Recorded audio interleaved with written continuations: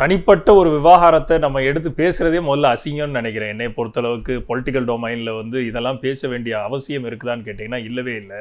ஆனால் ஒரு தலைவராக பெண்களுக்கான மரியாதையை, பெண்களுக்கான சுயமரியாதை, பெண்களுக்கான ஒரு பாதுகாப்பை நான் உறுதிப்படுத்திட்டு தான் இந்த சமூகத்துக்கு வருகிறேன் அரசியல் பண்ணுறதுக்கு அப்படின்னு சொல்லக்கூடிய திரு விஜய் அவர்கள் இன்றைக்கு எடுத்து வச்சிருக்கக்கூடிய இந்த ஸ்டெப்பு ரொம்ப அபரிதமான அபாயகரமான ஸ்டெப்புன்னு தான் நம்ம சொல்லணும். ஏன்னா நீங்கள் முன்னமே சொன்ன மாதிரி இதை தனி நபர் ஒழுக்கம் எல்லாருக்கும் முக்கியம். அது அரசியலுக்கு அப்பாற்பட்டு அவர் எலெக்ஷனுக்கு வர்றாரு அதனால இன்னைக்கு காமிச்சது குற்றமா பிழையா அப்படின்னு கேட்டிங்கன்னா இது மாதிரி எப்பவுமே பண்ணக்கூடாது.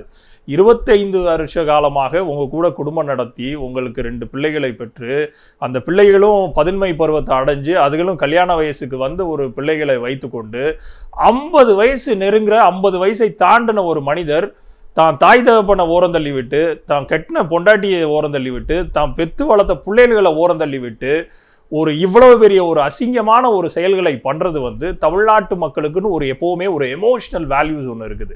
நம்மளுடைய குடும்ப அமைப்பே எப்பவுமே தாய் தகப்பன், கட்டின மனைவி, கணவர், பிள்ளைகள் அப்படிங்கிறத தாண்டி நம்ம வேற எதையுமே சிந்திக்க மாட்டோம். ஈவன் நார்மலாக ரோட்டில் இருக்கக்கூடிய 5க்கும் 10க்கும் பொழப்பு நடத்துகிறவங்க கூட தான் பிள்ளைகளை அவ்வளோ கண்ணிய குறைவாக எந்த இடத்துலையும் விட்டு கொடுத்துடக்கூடாதுங்கிறதுல கண்ணும் கருத்துமாக இருக்கக்கூடிய சமூகம் தமிழ் சமூகம். அதனால தான் நம்ம எவ்வளோ பெரிய சமுதாயம், நாகரிக சமுதாயத்துக்கு போனால் கூட இன்னும் நம்மளை தமிழ் கல்ச்சர் அவ்வளோ ஒரு பிடிப்பாக இருக்கிறதுக்கு காரணம் நம்மளோட வேல்யூஸ் அண்ட் ஈத்தோஸ் தான்.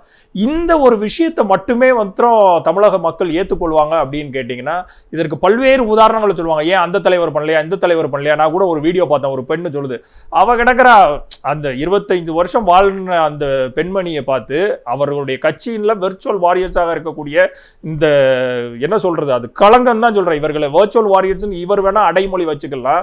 நான் தற்கூறிங்கிற வார்த்தையை மிச்சவங்க யூஸ் பண்றதுலாம் நான் என்னைக்குமே அதை விரும்பினது கிடையாது. ஏன்னா அவங்களும் நம்ம தமிழ் சமூக பிள்ளைகள்னு. ஆனா அந்த வீடியோலாம் பார்த்ததுக்கு அப்புறம் தற்கூறின்னு கூப்பிடுறதுல நிஜமாவே பெருமைப்படணும்னு நினைக்கிறேன். என்னை பொறுத்தளவுக்கு தாவேக்காவை ஒரு சேர்ந்த இந்த மாதிரி வெர்ச்சுவல் கலீஜான இந்த ஆட்களை ஒட்டுமொத்தமாக நீங்க தற்கூறினே கூப்பிட்டு அடையாளப்படுத்துங்கள் தான் சொல்றோம். அப்போ இவர்களை போன்ற இந்த சிந்தனைகளை ஒரு தலைவன் எப்படி உருவாக்குறான் பாருங்க. தான் கெட்டின பொண்டாட்டியே வெர்ச்சுவல் வாரியர்ஸ் கூப்பிடக்கூடக்கூடிய அவங்களுடைய கட்சிக்காரர்கள் அவ்வளவு தரம் தாழ்ந்து அவ போனா கிடக்குற நாங்க அத்தனை பேரும் உங்களுக்கு பொண்டாட்டியா வரோம், எப்படிமா அத்தனை பேர் பொண்டாட்டியா வர முடியும்?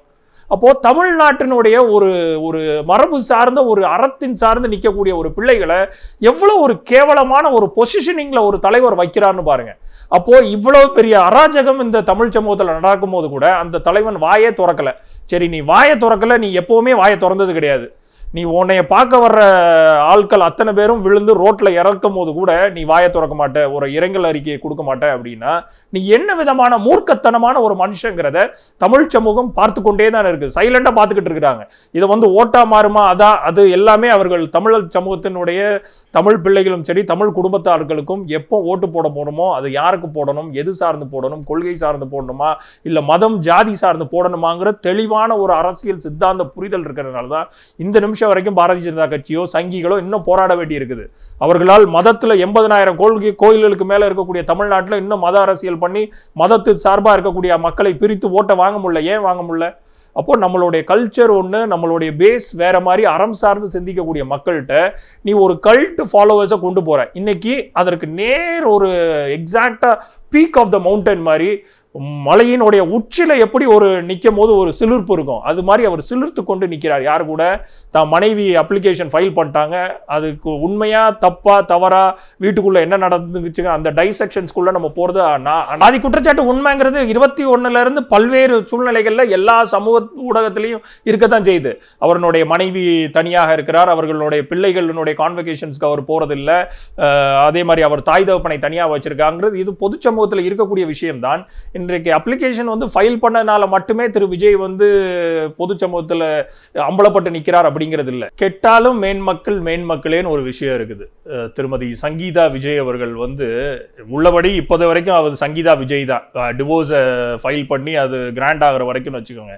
அப்போ இது ஒரு ட்ரெண்டாக மாற்றக்கூடிய முயற்சி இருக்கு பாருங்க. இதுக்கு முன்னாடி ஒரு நடிகர் ஒரு அதே இடத்துல ஒரு பெண்மணி அந்த நடிகர் மேல குற்றம் சாட்டுறார். அவரும் அவர் கூட இருக்கிற யாருன்னு பட்ட வருத்தனமா இதே பட்டு வேட்டி பட்டு சட்டை கோல்டு கலரு அப்போது நாங்கள் இங்கே அரசியலுக்கு உள்ளுக்கு வர்றோம் சரி, நாங்கள் சினிமா துறையில் இருக்கிறவங்க சரி, யார் மேலே குற்றம் சாட்டுறீங்களோ நாங்கள் 2 பேரும் பேராக பட்டு வேட்டை பட்டு சேட்டை போட்டு நாங்கள் வந்து நிப்பாட்டி நாங்கள் யார் கூட இருக்கோங்கிறத பட்ட விருத்தனம் பண்ணுவோம். எங்களோட ரசிகர்களோட எங்களுடைய அரசியல் தொண்டர்களோ எதுவும் வாயை திறக்கக்கூடாது இதுக்கு மேலே அப்படின்னு செட் பண்ணக்கூடிய இந்த அஜெண்டா, இந்த ஒரு ட்ரெண்ட் இருக்குது பாருங்களேன். தமிழ் சமூகம் செருப்பால் இத்தனை பேரையும் அடிக்கணும். I am sorry to use the language.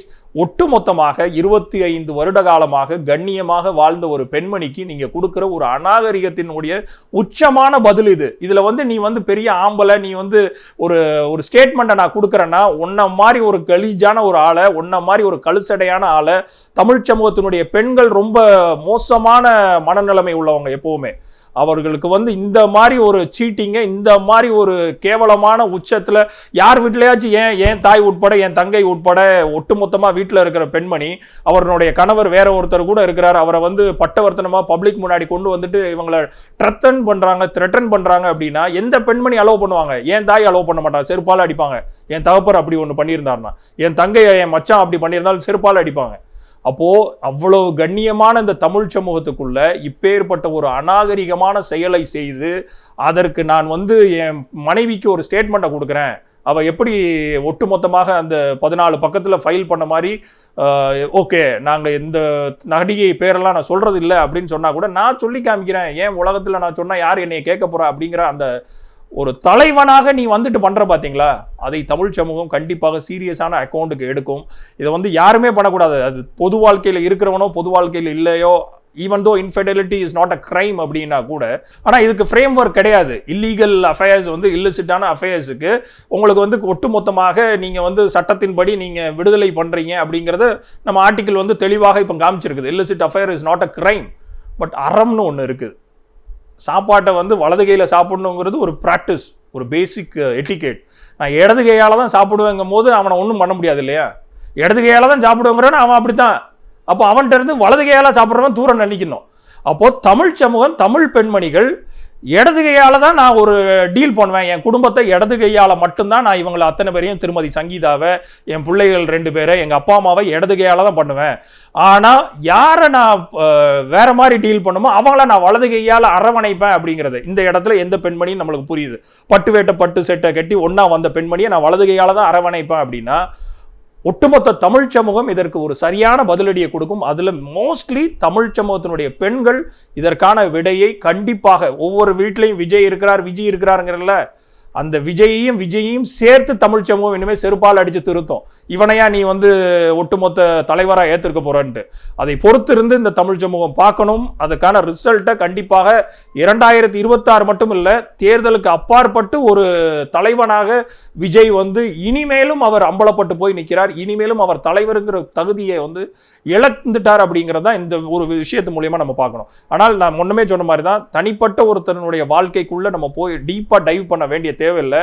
பொது சமூகத்துக்கு விஷயம் இவ்வளவு தூரம் வந்ததுக்கு அப்புறம் இதை எச்சரிக்கையாக நம்ம தமிழ் பிள்ளைகளுக்கு கொடுக்க வேண்டியது நம்மளுடைய கடமையா இருக்குது.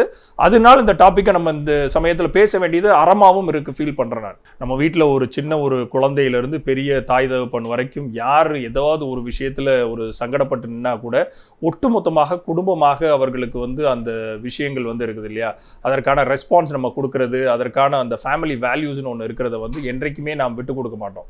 அப்போ ஒவ்வொரு விஜயும் இருந்தா கூட விஜய்க்கும் ஒரு பொண்டாட்டி இருக்கு, விஜய்க்கும் ஒரு புருஷன் இருக்கிறான் வீட்டுக்குள்ள.